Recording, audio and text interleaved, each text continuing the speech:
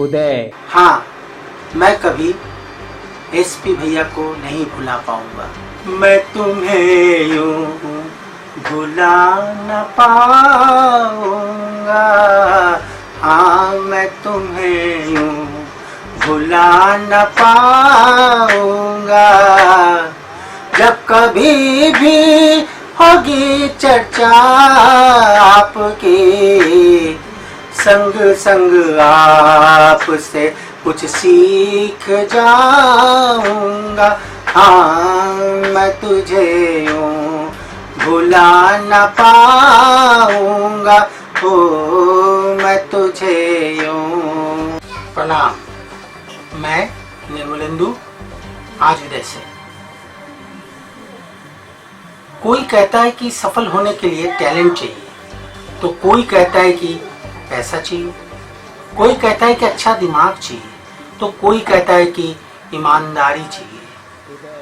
लेकिन मैं कहता हूं कि सफल होने के लिए इनमें से कुछ भी नहीं है तो चलेगा, लेकिन नैतिकता और प्रामाणिकता जरूर चाहिए। सच्चा अभिगम चाहिए, काम के प्रति लगाव चाहिए, मेहनत करने का जज्बा चाहिए, लगन चाहिए, अपनी गलती को स्वीकार करने की हिम्मत चाहिए, जज्बा चाहिए। जीवन में कृतज्ञता और भावपूर्णता का संगम चाहिए।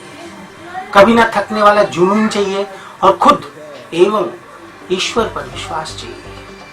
और अगर इतनी सारी चीजें किसी के पास हैं तो सफलता उनके कदम जरूर चूमेगी। जी हाँ, ये सभी गुण एसपी सिंह में थे। एसपी सिंह सुरेंद्र प्रताप सिंह,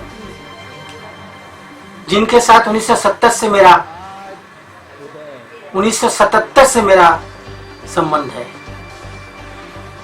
शायद इसीलिए उतनी कम उम्र में वो संपादक रूपी सिंहासन पर आसीन हो सके, जहां लोग 50 के बाद भी नहीं पहुंच पाते।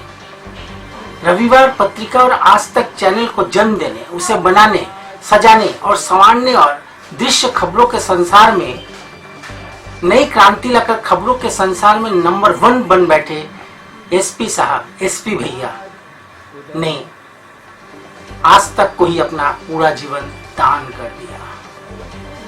दान इसलिए मैं कह रहा हूं क्योंकि आज तक की एंकरिंग करते करते उनका निधन हो गया। मतलब वो मौत करते करते वो बीमार पड़ गए और उसके बाद वो नहीं रहे। एसपी सिंह, जी हाँ, एसपी यानी मेरे लिए सब कुछ। एसपी सिंह एक ऐसा नाम जो पत्रकार से ऊपर एक इंसान थे। एक सरल इंसान, स्वाभाविक, मृदुभाषी, कम बोलने वाला, हंसता मुस्कुराता हुआ एक चेहरा, हमेशा हंसता रहता, मोहम्मद रफी की तरह। छोटा हो या बड़ा, सबसे एक साधारण इंसान की तरह मिलते। आप यदि नौकरी मांगने उनके घर जाएंगे तो आपको नहीं लगेगा कि वो इतने बड़े इंसान हैं। आपके साथ पलथी मार कर बैठ जाएंगे, आपको माछ भात भी खिलाएंगे, आपके घर की हालत भी पूछेंगे, माली हालत क्या है, कौन क्या कह रहा है, क्या कर रहे हैं, सबकी बात जानेंगे। उसके बाद आपके रिज्यूम पर बात करेंगे, गौर करेंगे। मेरे साथ भी कुछ ऐसा ही हुआ था। पापा के कहने पर नौकरी मांगने गए थे उनके कोलकाता स्थित श्याम नगर वाले घर में। मेरे पापा के ऑफिस कॉलीग साहू जी ने इंट्रोड्यूस करवाया था उनसे। घर पहुंचे, वो गेट पर ही मिल गए। पहले तो लुंगी पहनकर वो आए, चूंकि दोपहर का समय था और मुझे भी भूख लगी थी, तो उन्होंने मुझे माछ भात खिलाया। उसके बाद उन्होंने रेज्यूमे पर चर्चा की। नौकरी मिल गई और उनके निधन के पहले तक मैं उनके साथ छोटे भाई की तरह लगा रहा। लेकिन 27 जून 1997 के दिन वह हमसे बिछड़ गए। दरअसल जिस दिन एसपी सिंह का देहांत हुआ, मैं दिल्ली लेट पहुंचा। कोलकाता में अक्षर भारत अखबार में काम कर रहे थे।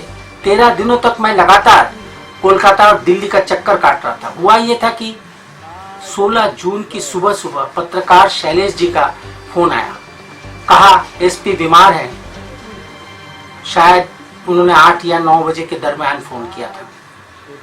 उन्होंने कहा, निर्मल अभी किसी को कुछ बताना नहीं, किसी से कुछ मत कहना, बस उनके घर वालों का फ्लाइट का टिकट कटवा दो। मैंने कल्याण मजुमदार को कहकर, जो कि एयर इंडिया में काम करते थे, स्पेशल कोटे में बड़े भैया से लेकर सबका टिकट कटवाया। दोपहर की फ्लाइट थी, वो लोग चले गए। 27 जून को भी सुबह 11:30 बजे शैलेश जी का ही फोन आया था कि एसपी अब नहीं रहे। दरअसल दूरदर्शन के 11 बजे के बुलेटिन में यह खबर आग की तरह फैली कि एसपी सिंह नहीं रहे। मैं तब कोलकाता में था, लेकिन मुझे दोपहर का टिकट नहीं मिला। शाम की फ्लाइट 5 बजे की थी, वह फ्लाइट लेट हो गई। 7 बजे कोलकाता से छूटी। मैं रात को 9:30 बजे पहुंचा। स्कूटर में बैठा निजामुद्दीन घाट जाने के लिए। रास्ते में स्कूटर चालक ने मुझसे पूछा कि वो कहाँ मुझे लेना जाए, पूछा कि मुझे कहाँ जाना है। तो मैंने जवाब में कहा, मुझे निजामुद्दीन घाट जाना है। उन्होंने पूछा क्यों? मैंने जवाब में कहा, वो एक सज्जन है जिनकी मौत हो गई है। उन्होंने पूछा, आज तक वाले? मैंने उनकी तरफ देखा, उनके चेहरे पर एक निश्चल भाव था। मैंने कहा हाँ। उन्होंने कहा, वह सब कुछ तो समाप्त हो गया है। बाद में जानकारी मिली कि अटल बिहारी वाजपेयी, जयपाल रेड्डी, माधवराव सिंधिया, सुषमा स्वराज सबसे पहले वहां पहुंचे। सबसे बाद में 2 मिनट के लिए दिल्ली के सीएम साहब सिंह वर्मा भी वहां पहुंचे थे। आश्चर्य की बात यह है कि ये सारे लोग जो एसपी सिंह को देखने के लिए शमशान घाट पहुंचे थे, वो आज नहीं है। शायद एसपी सिंह के साथ वे भी ऊपर बैठकर गुफ्तगू कर रहे होंगे, क्योंकि ये सारे लोग एसपी सिंह के बहुत अच्छे मित्रों में से गिने जाते हैं। खबर सुनकर मुझे लगा कि मेरी दुनिया खत्म हो चुकी है। मैं भैया को देख नहीं पाया। यह दुख, यह पीड़ा आज भी मुझे सताती है, लेकिन थोड़ी देर बाद मुझे इस बात का एहसास हो जाता है कि वह मेरे आसपास ही कहीं है, मुझे निहार रहे हैं, मुझे सिखा रहे हैं, मुझे पढ़ा रहे हैं, मुझ पर प्यार बरसा रहे हैं, डांट रहे हैं और दुनिया में आगे बढ़ने के लिए कुछ शिक्षा दे रहे हैं। दरअसल आज भी उन्हीं की यादों में मेरे दिन की शुरुआत होती है और ऑफिस पहुंचते उनकी यादों को दूसरों से बांटने में दिन मेरा बीत जाता है। कुछ लोग दूसरी रिपोर्टों को पढ़कर या दूसरे रिपोर्टों को पढ़कर या कहीं से जानकारी हासिल करके एसपी सिंह के बारे में कुछ भी लिखते रहते हैं, बोलते रहते हैं। कभी कभी ऐसा लगता है कि ये लोग उनके आसपास ही होंगे, लेकिन मेरा तो उनके साथ अप्रैल 1977 से संबंध है। उनके बारे में क्या लिखूं और क्या बताऊं, समझ में नहीं आता। अनगिनत बातें और अनगिनत यादें 1977 से 1997 तक 20 साल तक उनके साथ मैं साई की तरह लगा रहा। वो मेरे लिए क्या थे, शायद मैं इसे किसी को समझा नहीं सकता और कोई शायद समझ भी नहीं पाएंगे। पथ प्रदर्शक थे, संपादक थे, या बड़े भाई थे, या पिता थे, या कुछ और थे, या एक बहुत अच्छे गाइड थे, मुझे नहीं पता, लेकिन वो कुछ थे मेरे लिए। उन्होंने रविवार क्यों छोड़ा? छोड़ने से पहले क्या हुआ? आनंद बाजार पत्रिका के ओनर अरूप बाबू ने उन्हें कितनी देर तक बिठा के रखा? अभी सरकार ने क्या कहा? नवभारत टाइम्स क्यों छोड़ा? उस दिन नवभारत टाइम्स के ओनर समीर जैन के साथ क्या हुआ, क्या गुफ्तगू हुई? उससे एक दिन पहले की घटना क्या हुई थी? मैं घर से दौड़ा सुबह सुबह क्यों उनके घर गया?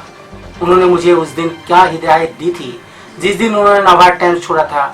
कपिल देव की एजेंसी में उन्होंने अचानक क्यों ज्वाइन कर लिया? उनकी कपिल देव से क्या बात हुई एक दिन पहले? एजेंसी में ज्वाइन करने से पहले कपिल देव से वे कब मिले? राष्ट्रीय सहारा में उन्होंने ज्वाइन क्यों किया और किसके कहने पर किया? 4 दिन बाद उन्होंने राष्ट्रीय सहारा क्यों छोड़ा? जब मैं और भैया रोज उनके घर से राष्ट्रीय सहारा जाते तो मुझे वे क्या क्या सलाह देते, क्या बोलते, क्या समझाते? जीवन को जीने के लिए उन्होंने किस तरह से मुझे हिदायतें दी? किस तरह से वह टेलीविजन की दुनिया में गए? अरुणपुरी से क्या क्या बातें हुई और मैं कैसे बिछड़ गया? वे सारी यादें आज यादें बनकर ही रह गई हैं। भूला मैं कुछ भी नहीं हूं। उनका सानिध्य और उनका प्यार और उनका समझाने का तरीका और क्षमा करने का तरीका मैं आज भी नहीं भूल पाया। मुझे याद है, मुझे गुस्सा आता था तो मैं तुरंत उनके चेम्बर में दरवाजा को जोर से मारकर अंदर जाता था। तो हौले से पूछते थे, क्या वो निर्मल? वो अंदाज, बॉस का वो अंदाज, धीरे से बोलते, आओ बैठो, क्या बात है बताओ, समझाओ। शायद इन्होंने ऐसी ही चीजें कई लोगों के साथ की, लेकिन मेरे साथ शायद ज्यादा की, या मुझे नहीं पता।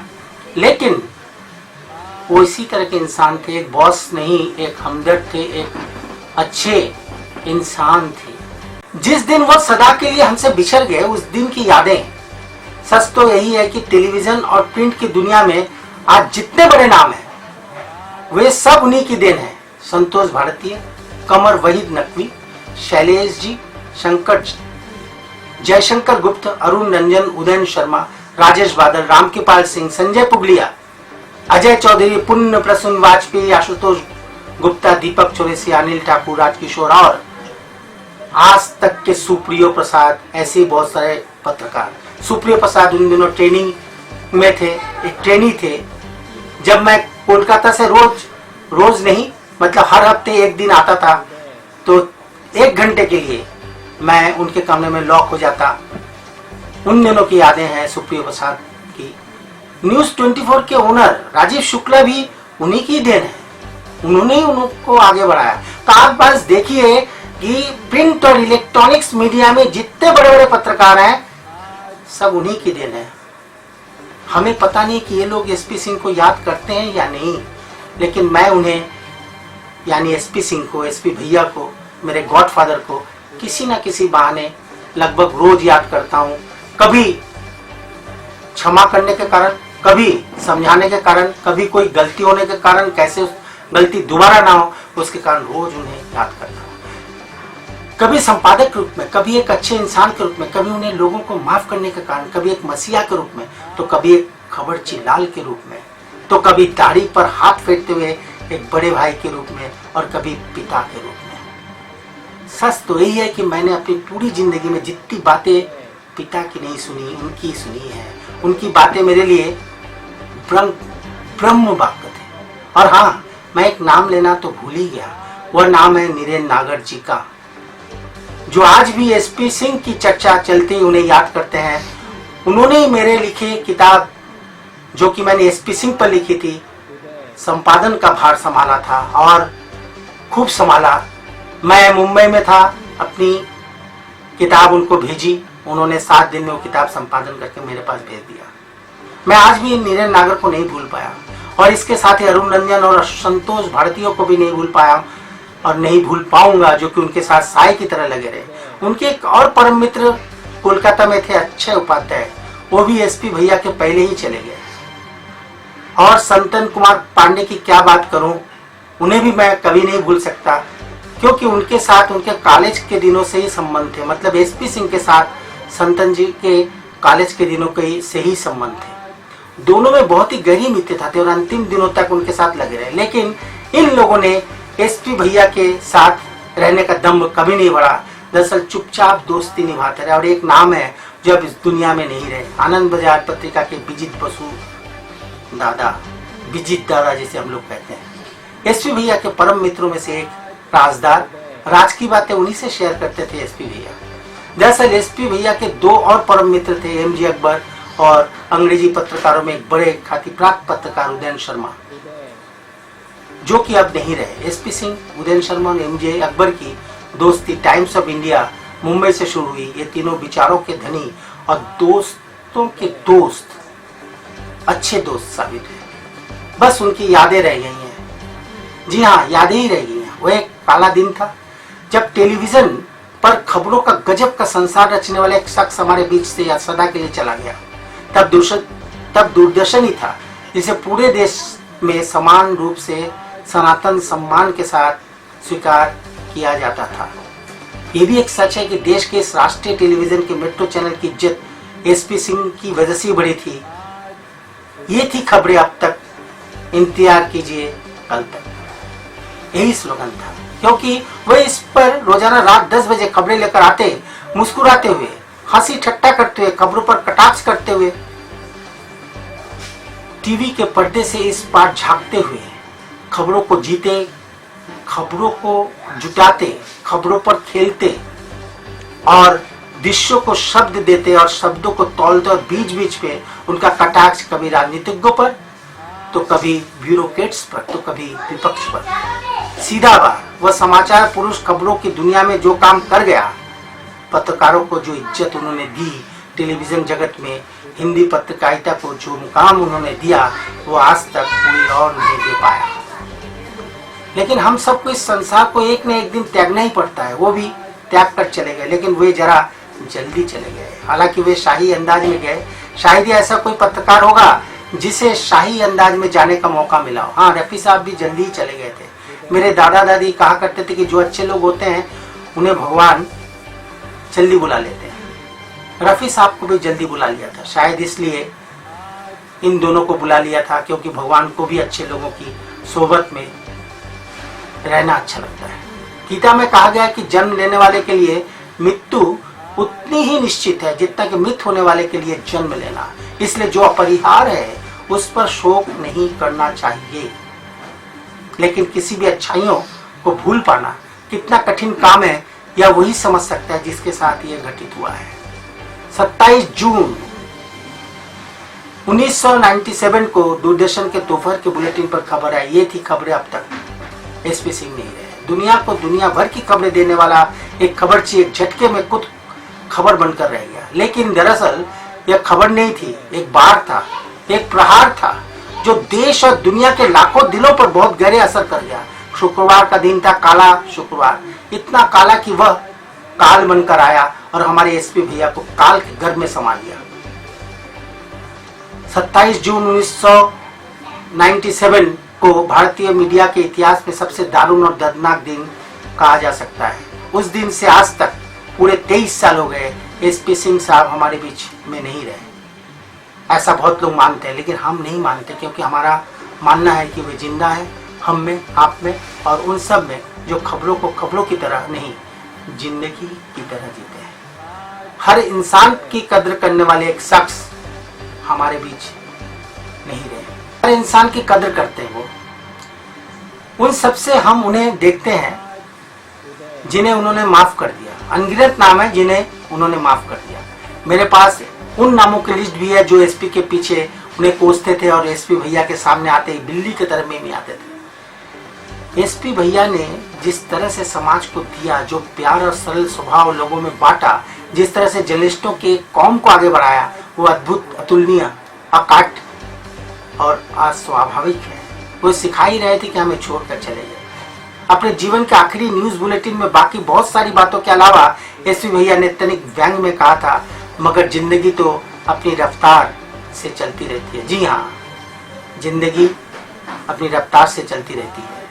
दरअसल रात के 10 बजे पूरे देश को जिस खिचड़ी दाढ़ी वाले चेहरे ने खबरों के माध्यम से जागृति पैदा कर दी थी, वो शख्स नहीं रहे। देश के लाखों लोगों के साथ अपने लिए भी वो सन्न कर देने वाला प्रहार था। लेकिन उनमें एक और गुण हमने देखा जो बहुतों को नहीं पता। वो संगीत प्रेमी थे, सूफी संगीत के प्रेमी थे। लेकिन बांग्ला और हिंदी गीतों को भी वे सुनते थे, क्योंकि बंगाल में ही वो रहते थे और बंगाल में काफी सालों तक रहे। मैं जब रफी साहब का कोई गीत गुनगुनाता तो मुझे कहते कि निर्मल तुम बहुत अच्छा गाते हो। मजाक में व्यंग भी करते, क्योंकि वह भी उनकी एक अलग शैली थी, कटाक्ष करना, प्यार करना। कटाक्ष में भी प्यार होता था, सच्चाई में भी प्यार होता था। कहते कहाँ तुम रविवार में पड़े हो, तुम्हारे लिए तो मुंबई ही ठीक है। बस यही कहते कहते वे हमसे बिछड़ गए। मैं आज कुछ भी हूँ, मैं आज जो कुछ भी हूँ, लेकिन मैं जो कुछ भी हूँ उनके कारण वही है, उनके कारण ही मैं हूँ। उनके सिखाए हुए कदमों पर ही चलने की कोशिश कर रहा हूँ, एक नेक इंसान बनने की कोशिश कर रहा हूँ। मैं नहीं जानता उनका 5% भी मैं बन पाऊंगा या नहीं, लेकिन आज भी मेरी कोशिश जारी है उन्हें छूने की, उनसे बात करने की। निर्मल बुलाती दौड़ कर उन तक पहुंचने की। उनको दरअसल किसी भी चीज का लोभ नहीं था, निर्लोभी थे वो। धन, दौलत, राशि, ठाट बाट, अहंकार को उन्होंने कभी नहीं ओढ़ा। उन्होंने काम करने की आजादी दी और मैं आजादी का फायदा उठाकर सीखता गया और सीखता गया। ये दुनिया अगर मिल भी जाए तो क्या है।